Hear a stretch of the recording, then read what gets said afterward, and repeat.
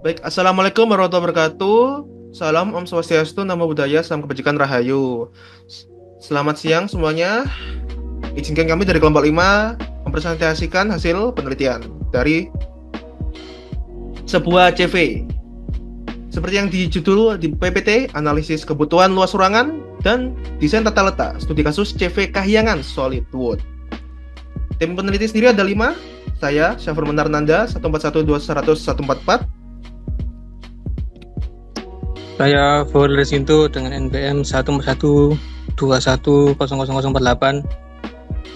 Saya Muhammad Diaul Haq dengan NPI 14121001009.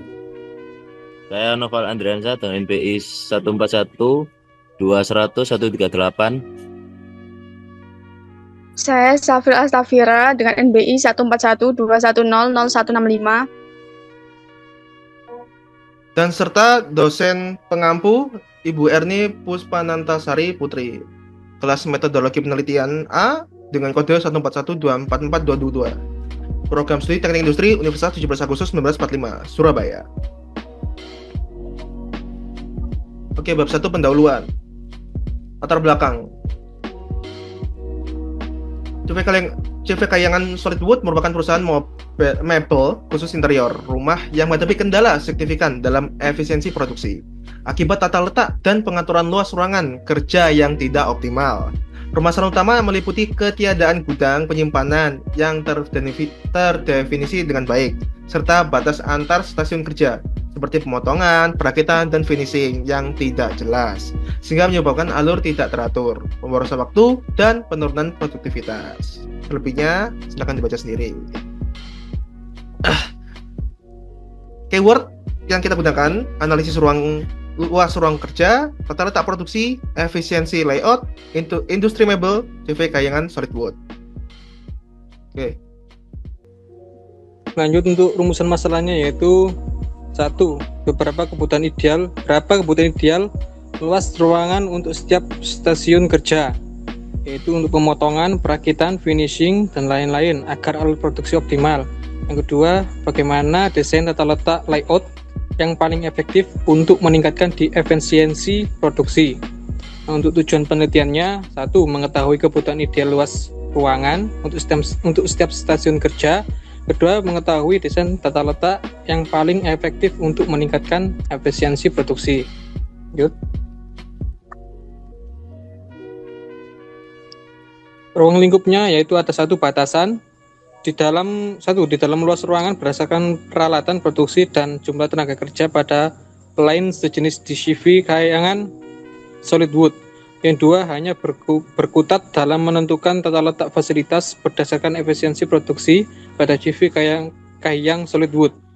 Asumsinya 1. Selama dilakukan penelitian tidak terjadi penambahan, pengurangan, dan rotasi tenaga kerja. 2. Pada saat penelitian tidak terjadi pergantian peralatan produksi sejenis yang diukur. Ketiga, jenis peralatan yang digunakan sama jenisnya dengan lain sejenis yang sama. Lalu ada manfaat penelitian bagi perusahaan, itu dapat menetapkan line baru dengan ruangan sesuai dimensi ruangan yang ditentukan pada line baru perusahaan CV Kahyangan Solidwood. Bagi akademis, menambah wawasan keilmuan tentang cara penetapan desain tata letak fasilitas produksi pada line baru. Bab 2, tinjauan pustaka.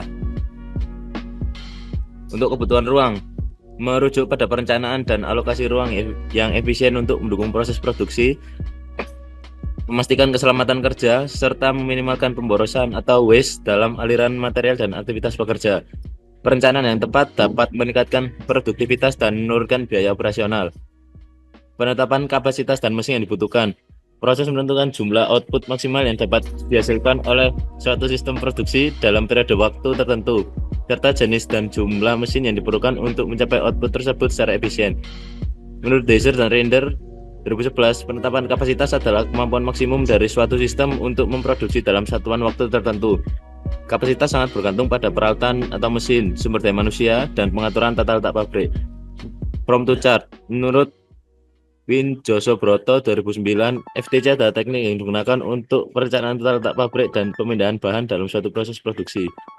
Activity Relationship Chart menurut Win Josobroto 2009, ARC adalah teknik yang digunakan untuk perencanaan tata letak pabrik dan pemindahan bahan dalam suatu proses produksi. Metode ini membantu dalam mengidentifikasi hubungan antar aktivitas dan menentukan kedekatan yang optimal antar departemen untuk meningkatkan efisiensi aliran material dan informasi.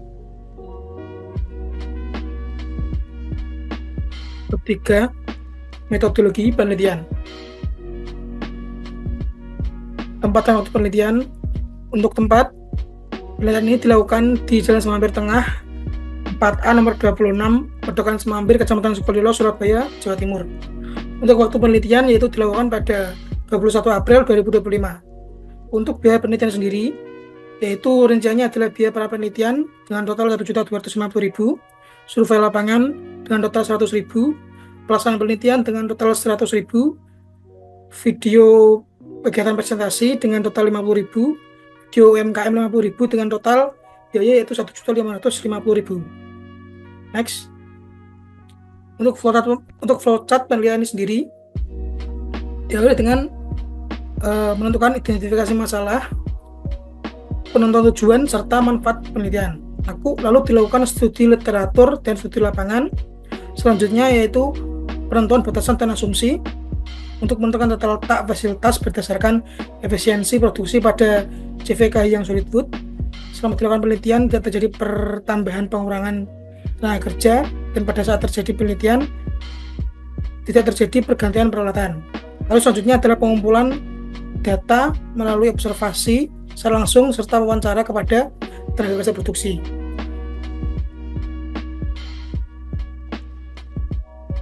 Lalu akan dilanjutkan oleh teman saya, Safrul Astafira, silakan.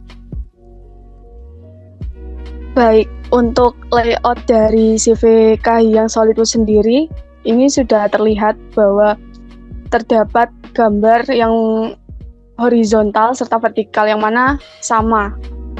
Di sini dapat dilihat bahwa A itu gudang, B kamar mandi, C tempat istirahat, D kandang ayam, E area pengamplasan, F area perakitan, G area finishing, H area pengeboran, I area pendempulan, J1, J2, J3 itu area penumpukan material.